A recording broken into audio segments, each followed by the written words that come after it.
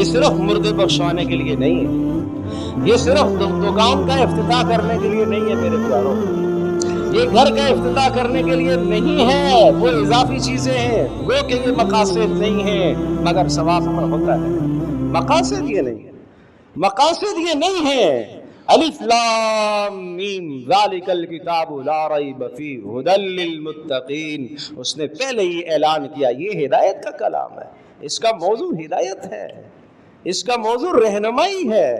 اس کا موضوع راستہ دکھانا ہے، اس کا موضوع جنت کا راستہ دکھانا ہے، اس کا موضوع تجارت کا طریقہ بتانا ہے، اس کا موضوع سیاست کا طریقہ سمجھانا ہے، اس کا موضوع ملکوں کے مابین محبت کیسے پیدا کی جائے یہ اس کا موضوع ہے، یہ راستہ سمجھاتا ہے۔